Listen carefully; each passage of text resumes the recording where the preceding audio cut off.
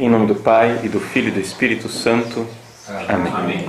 Inspirai ao Senhor as nossas ações e ajudai-nos a realizá-las, para que em vós comece e para vós termine tudo aquilo que fizermos por Cristo, Senhor nosso.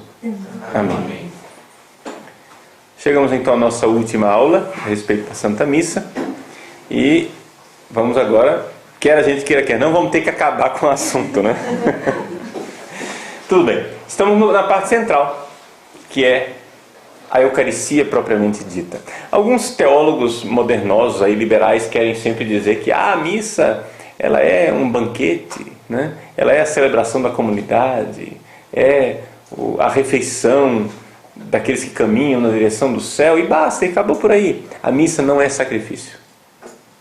Bom, algumas coisas que a gente precisa dizer muito concretamente a respeito disso. Não tem jeito de você querer que a missa não seja sacrifício. É absurdo. É contraditório. A missa é o sacrifício do Calvário. Não é? É a paixão, morte e ressurreição de Jesus. Mas não é isso porque está escrito no Catecismo da Igreja Católica. É isso porque a própria essência da Eucaristia nos diz isso.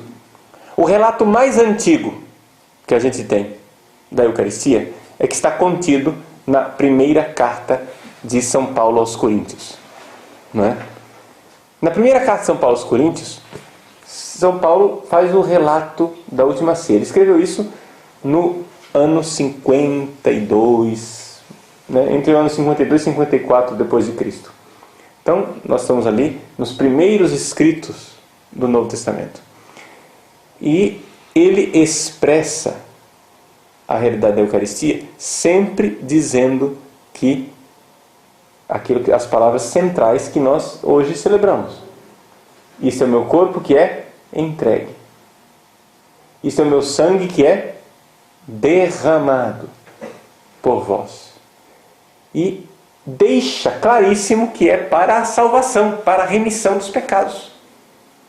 Ora, vejam, se as palavras centrais da Eucaristia são estas, como elas são relatadas por São Paulo, o que é um corpo entregue? O que é um sangue derramado? Aliás, o que é um corpo separado de um sangue? Isso é sacrifício, gente. Não tem como você dizer que é simplesmente uma refeição. Corpo e sangue separado é sacrifício. E depois, ainda a questão da fração do pão, né? O partir do pão. Fractio panis. Em que o corpo de Cristo é partido. Não é somente um símbolo de solidariedade, de partilha, mas é o sacrifício do corpo quebrado na cruz. Então, nós, quando celebramos a Santa Missa, estamos celebrando o sacrifício eucarístico. Ali acontece aquilo que nós já falamos em uma das nossas aulas, ali acontece a verdadeira anamnesis, zikaron, não é? Ou seja, a recordação, que não é simples recordação, mas é a atualização daquilo. A palavra de Deus, vamos lembrar, é uma palavra eficaz.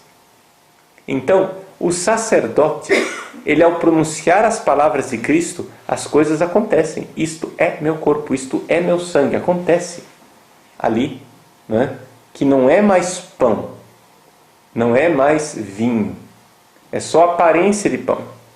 É só aparência de vinho. Na verdade é o corpo e sangue do nosso Senhor Jesus Cristo. É Jesus ressuscitado. Né? Mas não é uma presença, aqui que é importante a gente entender, não é uma presença estática. Entende? Jesus está presente lá como se estivesse congelado. Mas é uma presença dinâmica, porque é um sacrifício, é um oferecimento, é uma ação eucarística. Nós falávamos na aula passada dos verbos, não é? Que organizam a Eucaristia. Jesus tomou o pão, ofertório. Deu graças, oração eucarística, que é aquilo que nós estamos analisando agora. Partiu o pão. Depois lá é o Cordeiro de Deus, a hora que o padre parte a hóstia. É necessário que haja pelo menos uma hóstia grande que seja partida, não é? E deu aos seus discípulos, é a distribuição da comunhão. Vejam que toda a liturgia eucarística está dividida nesses verbos da narrativa da ceia. Agora, existe também a realidade de que nós temos que aprender a saber o que é uma ação eucarística. O que é esta dinâmica? Então, além dos verbos, todo verbo é ação, né? Não é isso? Tomou o pão, deu graças, partiu, deu aos discípulos. Isso é uma ação. Mas além disso, existem três ações, três verbos muito importantes para que a gente possa entender o que é a ação eucarística do Cristo que morre se entregando ao Pai, ressuscita. Não é? Então, vamos aprender mais outros verbos agora. Quais são os verbos? É oferecer, suplicar e comungar. Queria ser bem prático nessa última aula para ensinar você a participar da missa. O que é participar da Eucaristia e não ser simplesmente um papa-hóstia, né? O sujeito que vai lá, participa. Missa de corpo presente. Já ouviu missa de corpo presente? Às vezes o corpo presente é o cadáver, mas às vezes o corpo presente é também o fiel que está lá no banco, que a cabeça está lá em outro lugar, né? Então, o que é a ação eucarística? Oferecer, suplicar, comungar. Você oferece a sua vida. Lembra na aula passada eu falei, quando você vira o sacerdote lavando as mãos, você se pergunte, o que é que eu ofereci a Deus para o padre que está com a mão suja? O que é que eu coloquei na mão do padre para ele oferecer para Deus, para ele ter que lavar as mãos agora? Oferecer. Isso que você ofereceu, sei lá, o que é que você ofereceu? O que é que colocou na patena ali do padre? Seu sofrimento, sua angústia, sua dor, seu pecado, não é? Seus projetos, seus sonhos, seu futuro, seu passado, seu presente. Você colocou ali na mão do Padre e ofereceu para Deus. Agora é necessário suplicar o Espírito Santo. Para quê? Para que aquilo que você ofereceu seja transformado. Aquele pão que você ofereceu, trabalho humano, né? Aquela história que você ofereceu que está ali naquele pão, aquela ação humana que está ali naquele pão e naquele vinho, agora receberão o Espírito Santo, derramamento do Espírito Santo, e serão transformados em algo divino, corpo e sangue de Cristo. Então vejam como participar da missa é algo que redime a história da humanidade. Nós estamos pegando nossa história de miséria, pão e vinho. Nós estamos pegando nossa história de miséria, suas angústias, dores, sofrimentos. E nós estamos suplicando o Espírito Santo de Deus para que seja derramado sobre esta miséria e divinize nossa história. Divinize nossa miséria. Divinize aquilo que é frágil. Estão entendendo? Então, se você quer realmente participar da missa, oferecer e suplicar o Espírito Santo. A palavra súplica em grego é epiclesis, né? Epiclesis, súplica. A epiclese, quando o padre impõe as mãos sobre o pão e o vinho, ele invoca o Espírito Santo. O Espírito Santo está sendo derramado não somente sobre o pão e o vinho, mas sobre tudo aquilo que você ofereceu, aquilo que você entregou, para divinizar aquilo, para transformar misticamente. Está entendendo? Então a gente suplica o Espírito Santo. Então, nas orações eucarísticas da reforma litúrgica, ou seja, as orações, a segunda, a terceira e a quarta, elas são organizadas com duas epicleses bem claras. Uma epiclese sobre o pão e o vinho.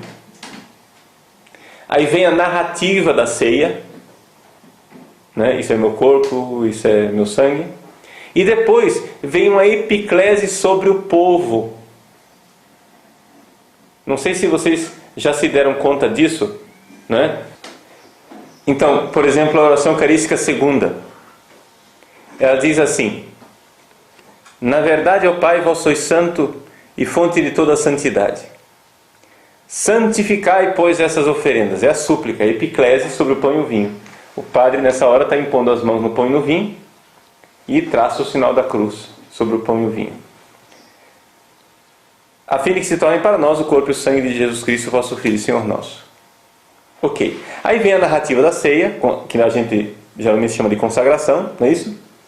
Então, a consagração do pão, a consagração do vinho. Quando termina isso, olha o que é que o padre diz, né? Celebrando, pois, a memória da morte e ressurreição do vosso Filho, nós vos oferecemos, ó Pai, o pão da vida e o cálice da salvação. É um ofertório. Oferecimento do sacrifício. Mas depois que o padre oferece isso, olha o que ele diz em seguida.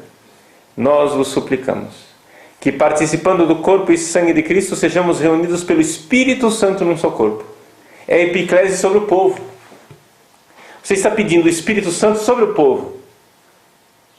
Então, para que você, ao receber o corpo e o sangue de Cristo, não é?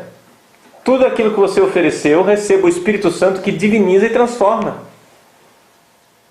Então, o Espírito Santo é invocado sobre o pão e o vinho, mas o Espírito Santo é invocado também sobre o povo. Não é? Então, tem essa segunda epiclese. Só para vocês conferirem que é isso mesmo, vamos pegar a terceira. Oração eucarística, ele diz assim: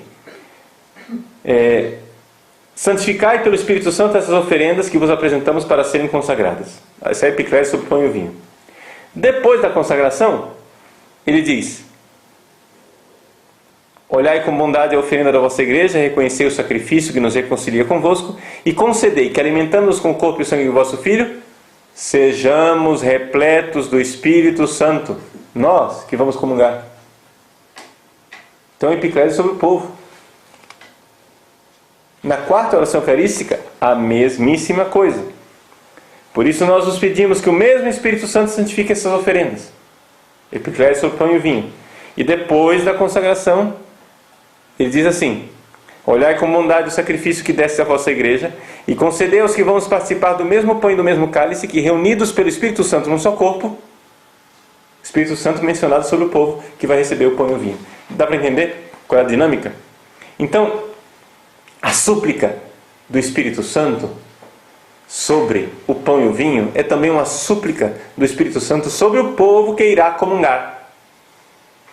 Entenderam? As duas coisas acontecem ali. Então, olha os verbos: oferecer,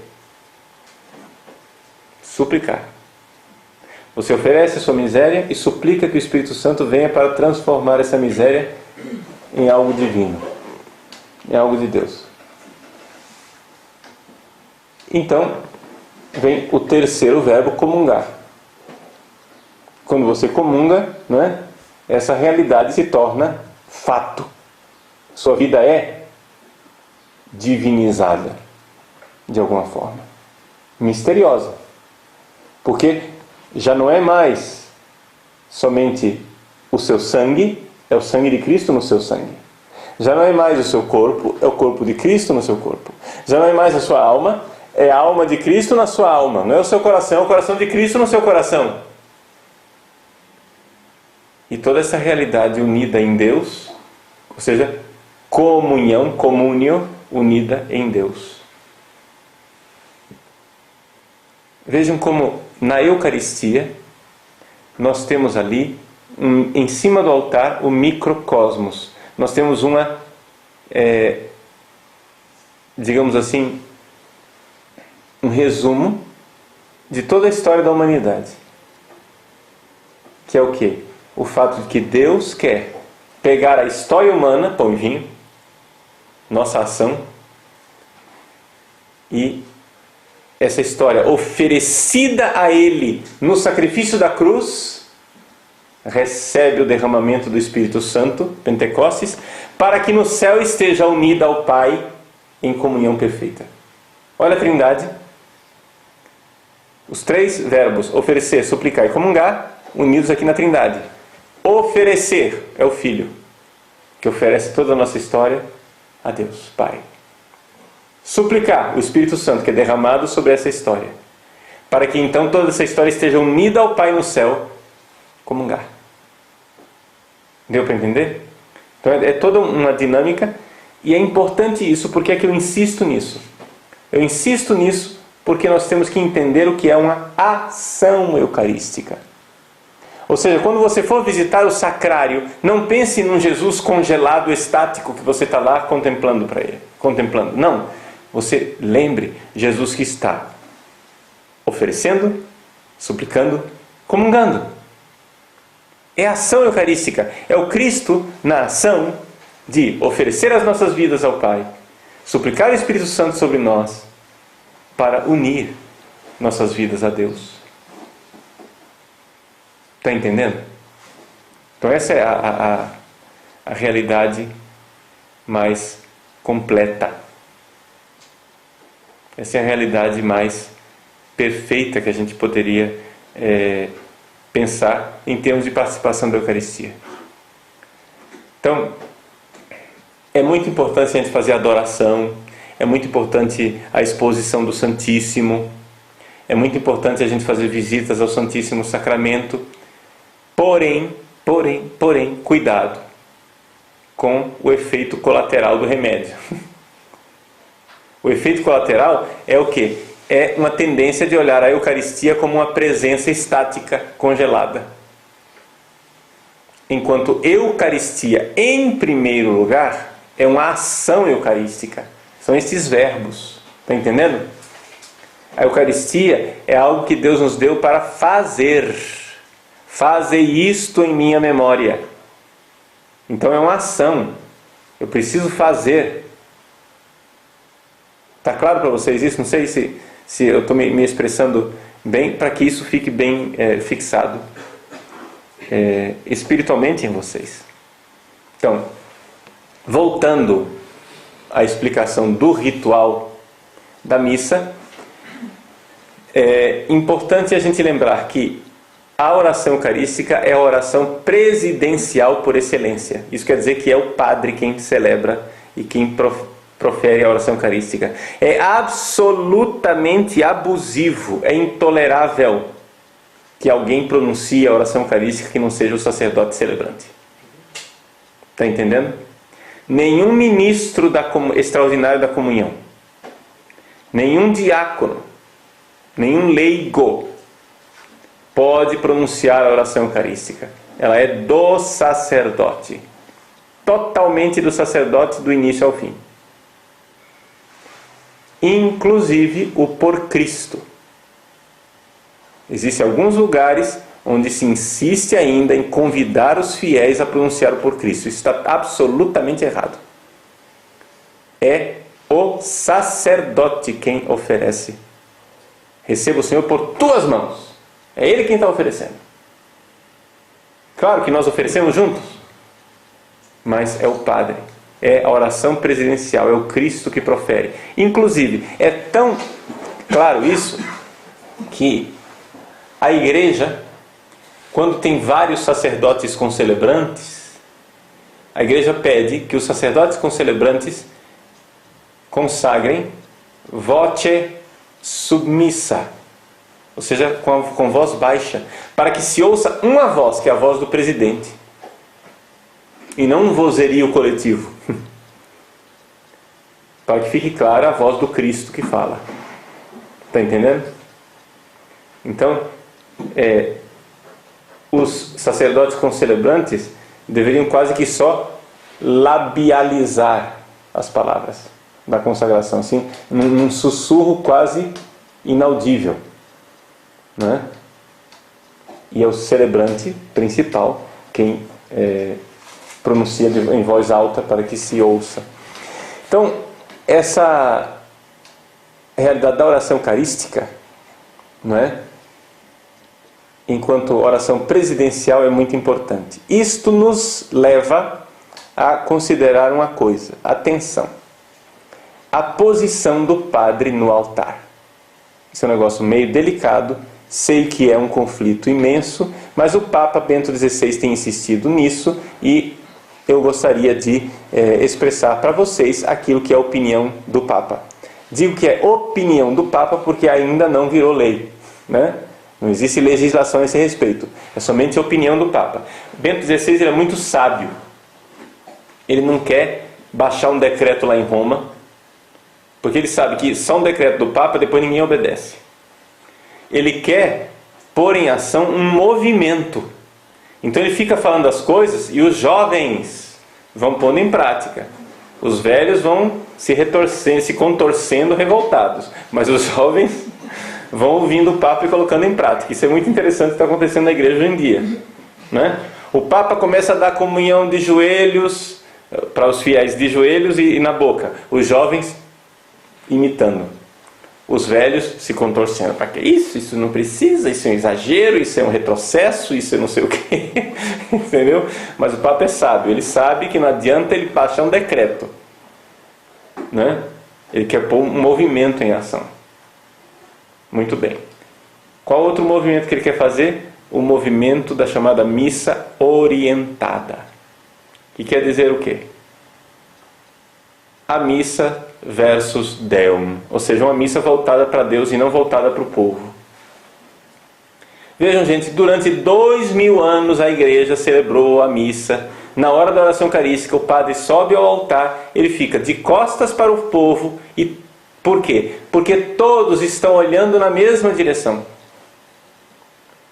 Quando um padre está de costas para o povo, ele está na mesma posição que o povo, ou seja, ele e o povo estão olhando na mesma direção, ele e o povo estão oferecendo o sacrifício a Deus.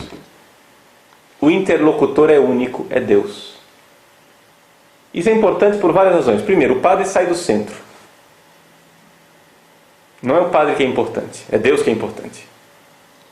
Porque se você coloca o padre olhando para o povo, psicologicamente, a impressão que você dá é de que o padre está falando com o povo. E o padre não está falando com o povo. O padre está falando com Deus. Só que as pessoas perdem tanta noção disso, que até mesmo os padres perdem a noção de que estão falando com Deus. Estão lá e olhando para o povo assim, como se fosse um diálogo com o povo. Não é um diálogo com o povo, você está falando com Deus. Então o Papa Bento XVI diz o seguinte: olha, gente, o ideal seria o quê?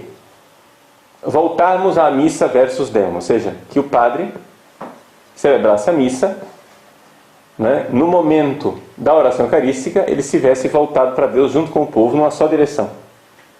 Na linguagem popular, de costas para o povo, né?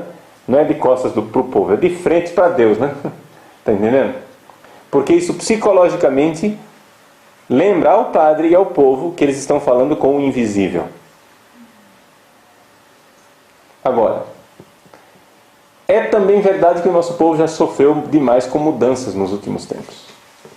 Então, o Papa está sugerindo uma via média para que o povo não fique tão traumatizado com tantas mudanças.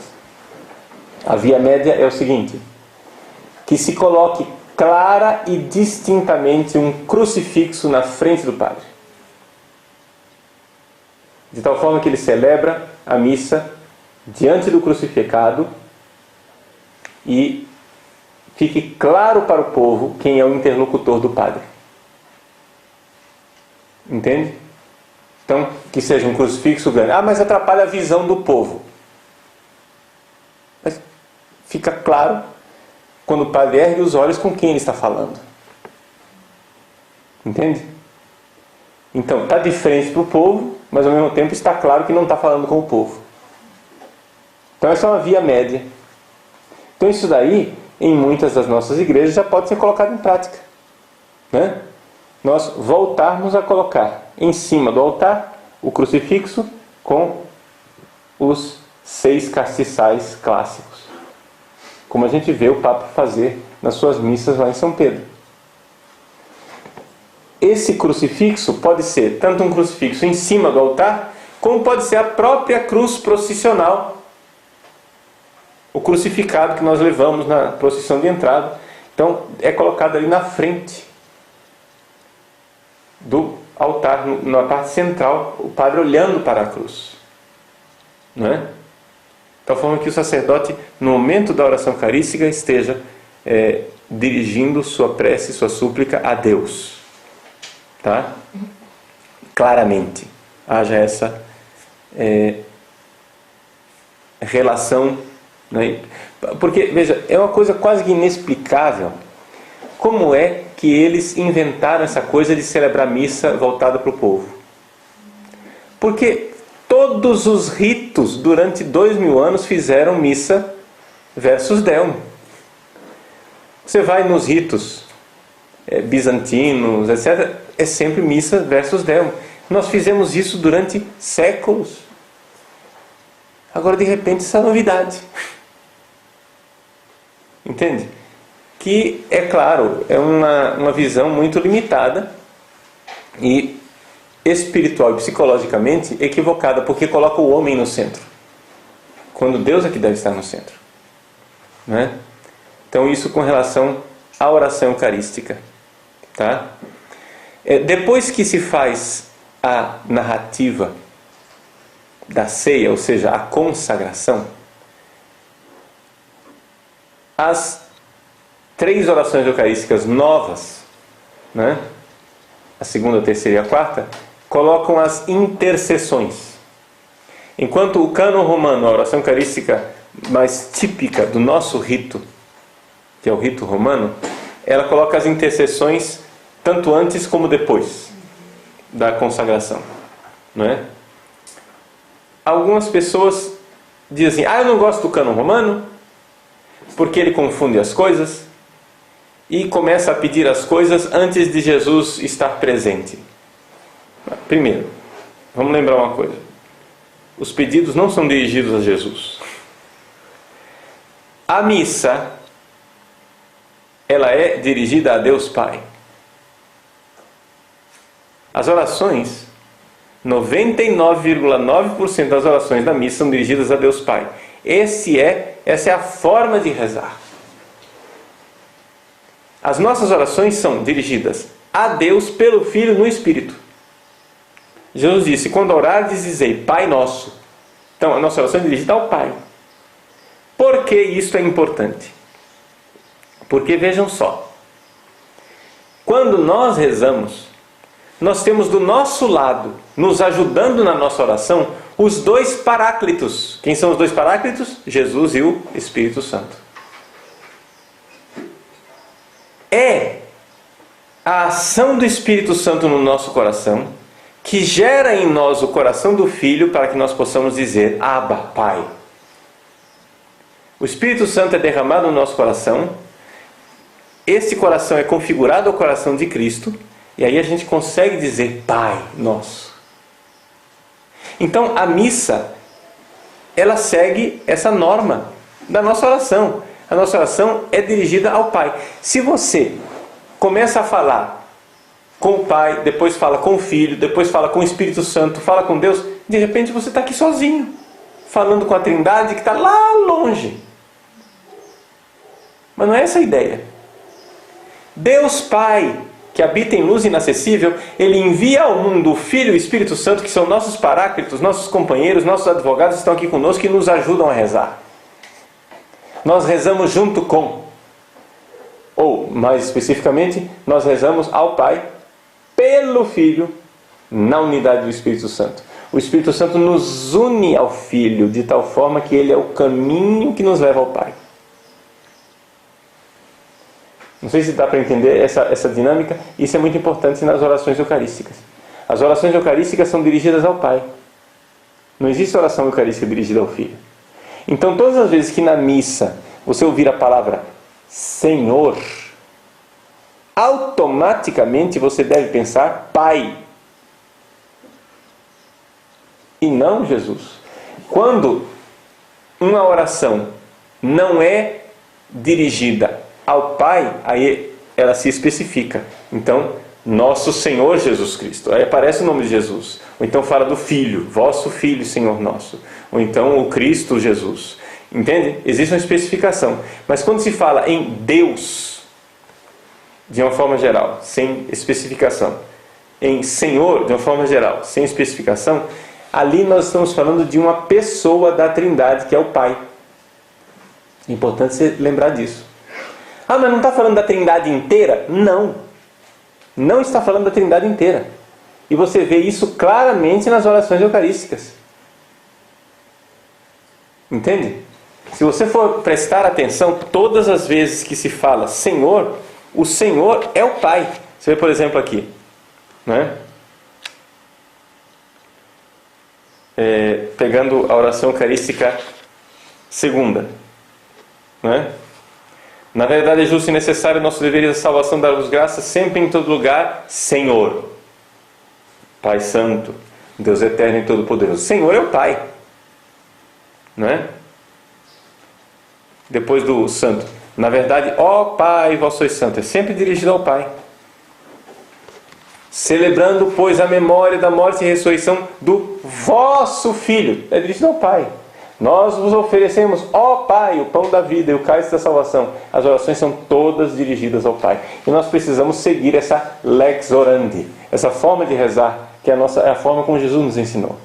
Então, nós, recebendo o Espírito Santo,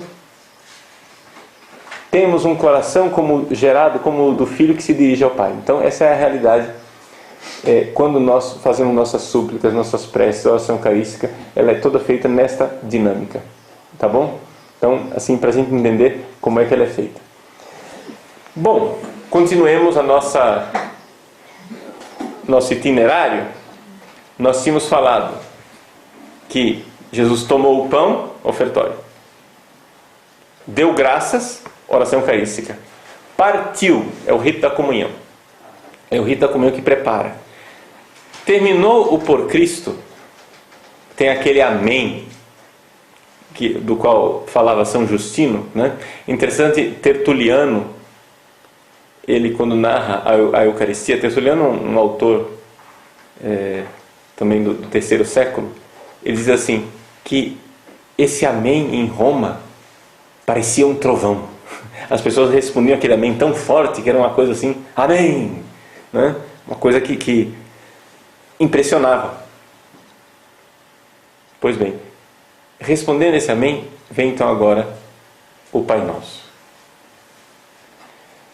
Vejam que o Pai Nosso é a oração que Cristo nos ensinou e ela é rezada na atual reforma litúrgica por todos os fiéis, porque se crê que ali o fiel está exercendo o seu sacerdócio. Assim como a oração eucarística é própria do sacerdote ministro, do padre, reservada para ele, agora vem a oração dos fiéis, que é o Pai Nosso. Então é por isso que, em alguns lugares, com permissão da Conferência Episcopal, os fiéis, nesse momento, elevam as mãos como sacerdotes. Não é? Esse gesto de oração ele é muito antigo. Se vocês forem nas catacumbas, vocês irão encontrar pinturas de uma mulher com um véu na cabeça e as mãos erguidas. É a figura da orante, é a igreja que ora. E por que as mãos são assim e não assim? Porque, diz Tertuliano, nós estamos imitando a paixão do Senhor, modulantes passionem Domini. Então imitamos o Cristo crucificado. Nós, quando rezamos, imitamos o Cristo crucificado. Então, não é necessário que a palma das mãos esteja assim, desta forma. De uma forma geral, os sacerdotes, quando rezam, né, porque essa é uma posição anatomicamente difícil de sustentar, né? Então, o que se tende a fazer é baixar um pouco mais as mãos, né, para fazer assim. Seja como for, não é isso. Está entendendo? Mas é uma imitação do Cristo crucificado. Está claro isso? Então, é importante saber que não é uma mão de súplica, mas é uma mão de crucificado que oferece a Deus sua vida, o louvor, sua existência. Não é? Esse é o gesto tradicional.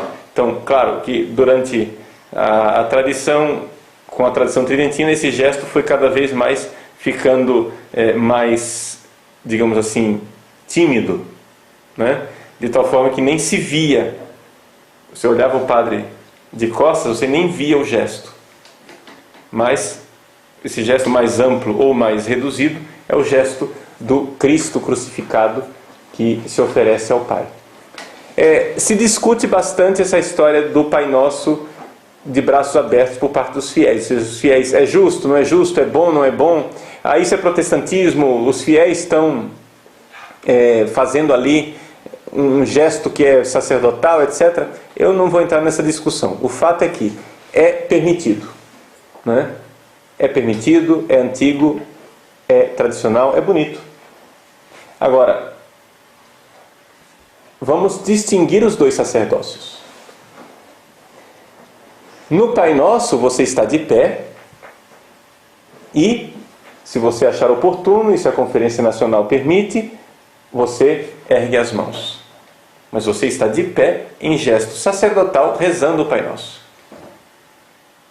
Mas durante a consagração, você fica de joelhos e só o sacerdote ministro fica de pé. Por quê? Para distinguir os dois sacerdócios. A posição de rezar de pé é uma posição sacerdotal. Estão entendendo? Então, na hora da consagração, o seu sacerdócio de fiel, seu sacerdócio batismal, ele está sendo exercido pelas mãos do sacerdote ministro. Então você fica de joelhos, em sinal de adoração, de reverência, enquanto em posição sacerdotal está somente o padre que consagra. Inclusive, outros sacerdotes presentes que não sejam concelebrantes se ajoelham também. O Papa João Paulo II, nos últimos meses de vida, nos últimos anos, ele já não presidia mais a missa em São Pedro. Um cardeal presidia a missa e ele acompanhava na cadeira dele lá. Na hora da consagração ele se ajoelhava. E na hora de receber a comunhão, ele recebia a comunhão de joelhos na boca. O Papa João Paulo II. Ele não ia lá, não traziam o cálice com a hóstia para ele, com suas próprias mãos, pegar, intingir e autocomungar. Ninguém pode dar a si mesmo a comunhão. Só o sacerdote celebrante. Até o sacerdote que não celebra recebe a comunhão. Porque ele não está ali exercendo o sacerdócio ministerial. Ele está comungando como fiel. Igual aos outros. Está entendendo? Então existe essa distinção entre as duas formas de viver o único sacerdócio de Cristo. Sacerdócio ministerial, sacerdócio batismal do fiel. Então, ao rezar o Pai Nosso, nós rezamos o Pai Nosso de pé. Se você achar oportuno, com as mãos erguidas, não é obrigatório, tá? Não é obrigatório rezar com as mãos erguidas. É uma faculdade que foi dada às conferências episcopais. Não sei se isso vai durar muito tempo, se vai ser tirado ou não. Opinião minha, pessoalmente eu acho bonito, acho bom. Acho que não sei se é arqueologismo da minha parte, mas eu acho que é uma coisa que está lá nas catacumbas, é uma coisa tão antiga, tão atestada através da história da igreja, que eu acho bonito que seja mantido isso. Então, depois do Pai Nosso, vem as orações complementares. Depois do Pai Nosso existe uma oração chamada embolismo, livrai-nos todos os males, ó Pai. Aquela oração que é uma oração de libertação, em que o padre continua pedindo a Deus a libertação do maligno. É uma oração de libertação. Livrai-nos do mal, seria o amém, do Pai Nosso. Livrai-nos do mal, amém. O padre continua, sem amém, livrai-nos de todos os males, ó Pai. Então está pedindo a libertação do poder do maligno. Está falando do demônio ali, gente. É o demônio. E depois disso, vem a oração, uma oração dirigida a Jesus. Que é um negócio bem diferente. Você falou com o Pai a missa inteira. De repente, depois do Pai Nosso, mudou o interlocutor e o padre diz: Senhor Jesus Cristo, dissestes aos vossos apóstolos, eu vos deixo a paz, eu vos dou a minha paz. É que nós vamos comungar já já. É como se o padre dissesse assim, está falando com o pai, aí de repente, oh, mas Jesus está aqui, né? Então deixa eu falar um pouquinho com ele. Né? Então fala ali com Jesus antes de comungar. É uma oração brevíssima, né? Então começa ali toda uma dinâmica de preparação para a comunhão em que você se dirige a Jesus. Senhor Jesus Cristo, disse aos vossos apóstolos, a paz do Senhor esteja sempre convosco. Não é? Ali a paz do Senhor. Senhor, nesse caso, é Jesus, porque ele se referiu a Jesus. Vem o abraço da paz, que nós já vimos que ele era atestado desde a época de Justino, 150 depois de Cristo. Em Justino, esse abraço da paz era antes do ofertório. Para nós é antes de comungar. Não é? E depois vem o Cordeiro de Deus, que é uma oração também dirigida a Jesus. Vejam que as orações começam a ser dirigidas a Jesus antes de comungar. Cordeiro de Deus, que traz o pecado do mundo, tenha piedade de nós, uma oração dirigida a Jesus. O padre, durante o Cordeiro, ele parte o pão. É o gesto da Fractio Panis, né? Fractio Panis. Então, Jesus tomou o pão, ofertório, deu graças, oração eucarística, e o partiu. É este o momento de partir. Não tem cabimento padres partirem o pão durante a consagração. É não entender a dinâmica da missa. Tem padre que pega a hóstia, né? Jesus tomou o pão, deu graças e o partiu. Na hora da consagração ele parte o pão. Isso está errado. Errado conforme a tradição da igreja, errado conforme as rubricas e errado conforme a arquitetura do ritual. Por quê? Se é para fazer o que você está falando ali, por que você não dá a comunhão naquela hora? Mas ninguém faz isso. Tomou o pão, deu graças, partiu e deu aos discípulos. Não. Então não é para partir naquela hora. Como também não é para dar a comunhão naquela hora. Existe um momento. Tomou o pão, é o ofertório. Deu graças, é a oração eucarística. Partiu, é agora. No Cordeiro de Deus. Agnus Dei. Não é? Cordeiro de Deus. Ali então se dirige essa oração a Jesus. O padre, depois que partiu o pão, ele vai e coloca um pedacinho de pão dentro do cálice. O que significa esse pedacinho de pão dentro do cálice? Isto é o resquício de um ritual antigo, bonito, que era o seguinte. No início da igreja só havia uma missa. A missa do bispo. Só que a igreja foi crescendo, graças a Deus, e o bispo não podia estar em todo lugar. Então, começou a mandar os padres para celebrar missa nas várias paróquias diferentes, paróquias rurais, paróquias distantes. Mas para não perder esse sentido de que é uma só missa, a missa do bispo, se levava um pedacinho da hóstia que era consagrada pelo bispo, e na hora que, antes de comungar, se pegava esse pedacinho da hóstia e se colocava no cálice. Para dizer, vejam, é a mesma Eucaristia, estamos em comunhão com o bispo. Então ficou esse resquício de símbolo, né, de colocar aquela hóstia para lembrar. Estamos nesta comunhão. Né? Temos esta unidade na igreja. O padre coloca aquele pedacinho de hóstia, reza uma oração privada em silêncio, não é bem silêncio, né? Em voz baixa, também dirigida a Jesus. para se preparar para a comunhão. E então, finalmente ele diz: felizes os convidados para a ceia do Senhor, eis o Cordeiro de Deus que tira o pecado do mundo.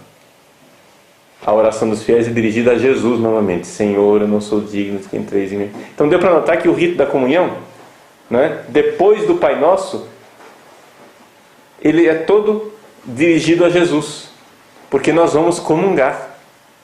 Então se começa a falar com Jesus.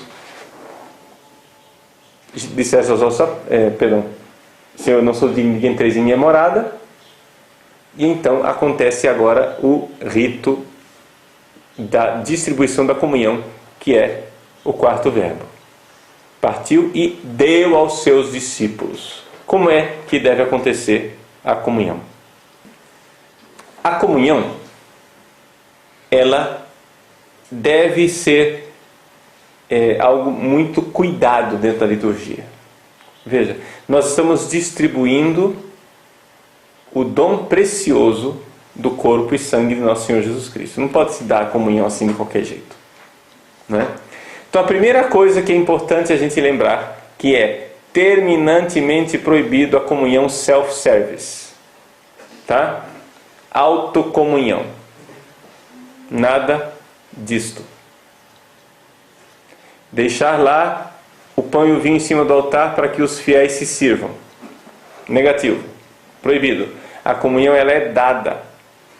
Ele deu aos seus discípulos. Tá? Então nós precisamos da verdade desta afirmação. Jesus dá. A comunhão, ela é dada pela igreja. Então não há autocomunhão. Como é que se dá normalmente a comunhão? A norma para a comunhão normal, é a comunhão na boca. Essa é a norma. Aí podemos depois estudar as exceções. Mas é importante a gente entender que tanto no missal como nos documentos litúrgicos, a comunhão na boca é o normal. E a comunhão na mão, ela tem um caráter excepcional. É uma exceção, que é concedida. Por quanto tempo será ainda concedido, não sei, mas ela é excepcional. Bento XVI tem insistido muito, João Paulo II também insistia muito nessa excepcionalidade da comunhão na mão. A comunhão, ela é normalmente na boca. Essa é a forma de comungar na igreja. Tá? Então, como é que nós vamos nos aproximar da comunhão? Depois eu falo da comunhão na mão, mas vamos falar primeiro daquilo que é a norma. Tá? E é interessante a gente lembrar isso, que a comunhão na mão entrou por uma desobediência. Foram os bispos dos países nórdicos que começaram a distribuir a comunhão na mão. E aí o Papa Paulo VI, já que a pasta de dente já tinha saído do tubo, chegou e disse: olha, vamos fazer o seguinte, vamos fazer a lei para que eles não estejam na desobediência. E foi e concedeu. Entendeu? Mas não estava no missal essa possibilidade de comunhão na mão. Isso aí surgiu por desobediência. Tá? Bom, a comunhão na boca, então, a pessoa se aproxima para comungar. É necessário que antes de comungar o fiel manifeste sua adoração. Como é que essa adoração pode ser manifestada? De 3 formas. Você pode fazer uma reverência.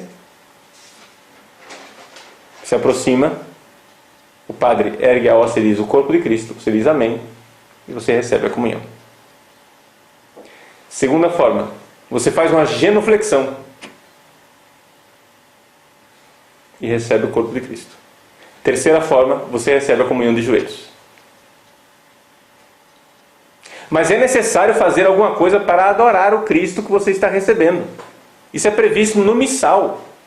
Então não é entrar na fila e comungar. É prevista uma adoração antes de comungar. Então, o missal, ele usa uma palavra genérica. Ele diz: facta debita reverencia. feita a devida reverência, porque a devida reverência à Eucaristia é algo que pode ser legislado pela conferência episcopal local, mas tem que haver uma débita reverência. Está entendendo? Então, o que é a devida reverência para nós aqui no Brasil? Então, foi colocado que uma reverência profunda é suficiente. Por que reverência profunda e não genuflexão para todo mundo? Acho que por razões de praticidade se pensou o seguinte, que a genuflexão muitas vezes pode criar problema na fila. Né? A pessoa vai fazer uma genuflexão, dá um coice em quem está atrás na fila. Né? Ou então tem dificuldade de se levantar, pessoas que têm problemas físicos e é difícil se levantar. Então, uma reverência profunda é suficiente. Mas é necessário adorar. Ou então se faz a genuflexão, ou então se recebe a comunhão de joelhos. O Papa Bento XVI tem insistido muito na comunhão de joelhos. Ele agora, nas missas dele, ele só dá a comunhão para os fiéis de joelhos. Ele. Outros sacerdotes, na missa do Papa, distribuem a comunhão para os fiéis de pé. Mas o Papa quer dar o exemplo para o mundo inteiro de dar a comunhão de joelhos. E o fiel tem o direito de receber a comunhão de joelhos. Um bispo e um padre que proíbem os fiéis de receber a comunhão de joelhos estão cometendo um abuso de autoridade. Tá? É abuso de autoridade. O que é que eu aconselho aos fiéis que eventualmente estejam ouvindo essa gravação? Vejam, se você quer comungar de joelhos, é um direito seu. Não é necessário fazer disso um cavalo de batalha, dessa forma que você brigue com o seu pároco, brigue com o seu bispo e faça... Porque, infelizmente, né, estranhamente, eu diria até escandalosamente, existem numerosos padres e bispos que odeiam que os fiéis recebam a comunhão de joelho. Nunca vi um negócio desses. É um negócio inexplicável.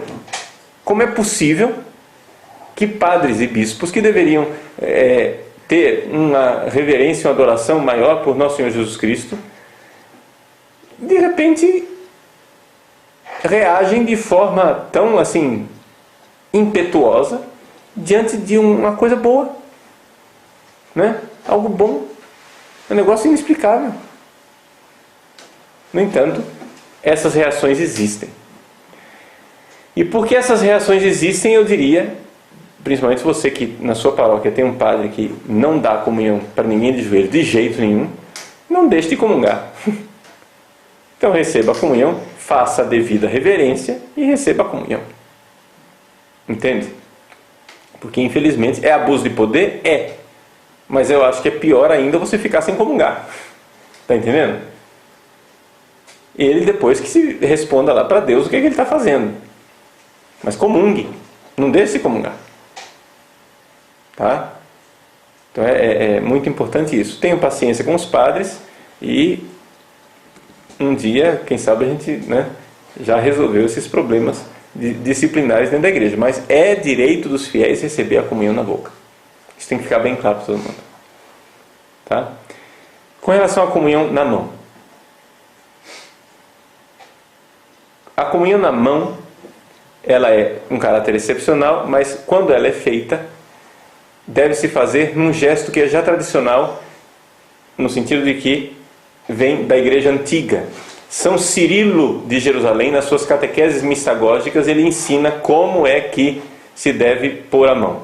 Não é? As duas mãos devem formar, ao mesmo tempo, uma cruz e um berço, ou seja, o nascimento e a morte de Jesus. Cruz e berço. E um trono também. Então, você colocando a mão esquerda em cima da direita, recebe, pega a hóstia com a direita que ficou embaixo e comum. Tomando cuidado com os fragmentos que possam ter permanecido na mão ou nos dedos. É essa a dificuldade da comunhão na mão. Os fiéis não são educados para essa atenção, esse cuidado, esse zelo para com os pequenos fragmentos. São Cirilo de Jerusalém faz uma comparação com ouro em pó, né? Pequenos pedacinhos de ouro. Se você estivesse lidando com ouro, né, você cuidaria dos mínimos fragmentos, porque é um metal precioso. Ora, você está com algo que é muito mais precioso do que o ouro. Então, cuidar desses pequeninos fragmentos. O melhor seria a comunhão na mão, na boca. Mas, querendo fazer na mão, a conferência permite, está dentro da lei, faça, não é? Então, mão esquerda em cima da direita, e aí a direita vem e recebe.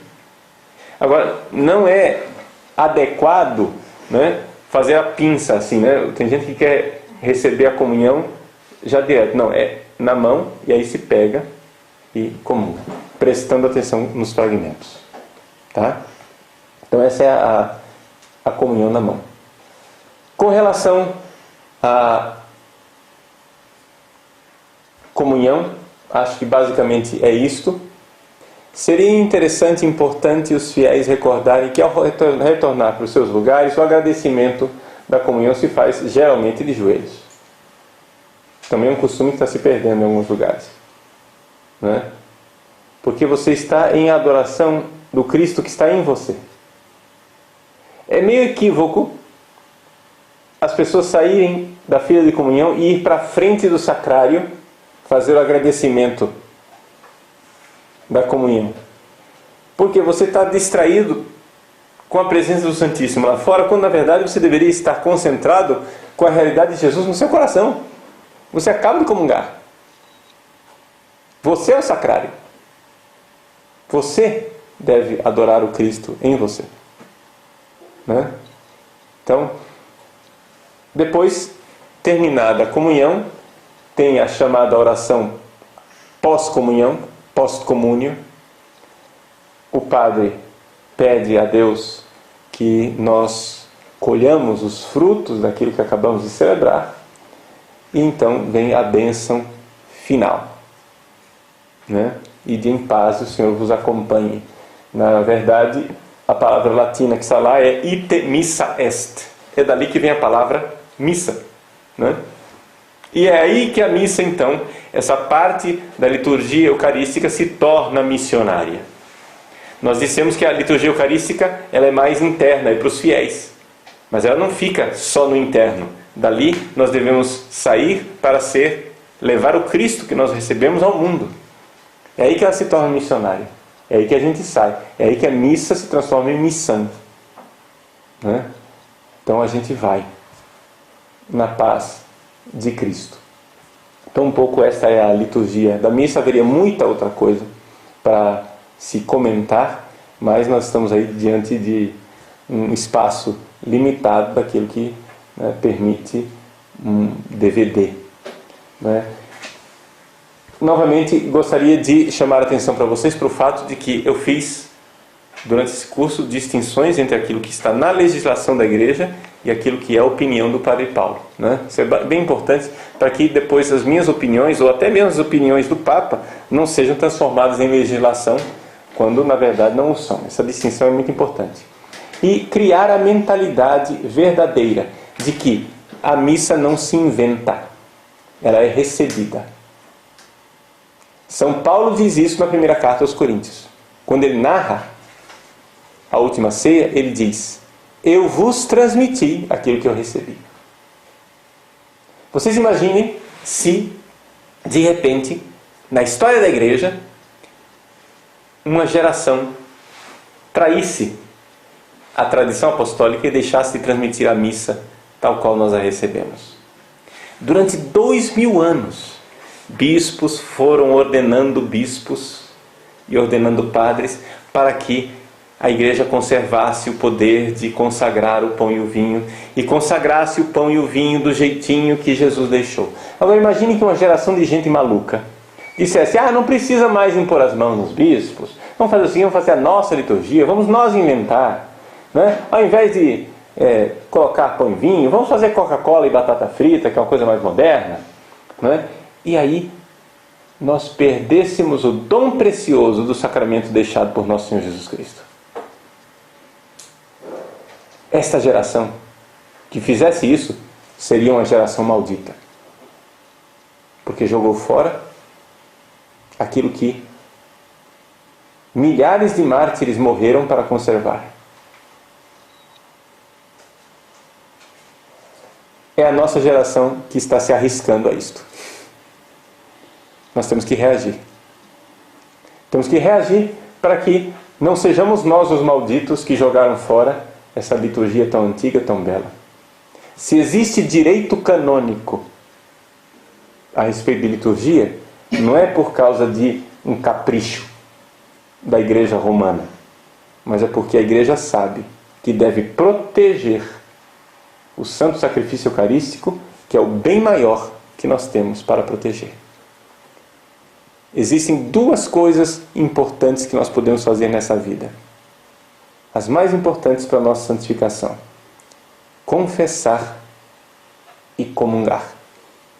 Se nós perdermos a liturgia da igreja, perderemos essas duas realidades que nos abrem as portas do céu e que nos preparam para o banquete nupcial do Cordeiro que nos espera lá em cima. Porque aqui na missa a gente ensaia, a gente já vive antecipadamente aquilo que será a nossa vida no céu, uma comunhão eterna com Deus. Deus abençoe a cada um que está ouvindo esse DVD e assistindo.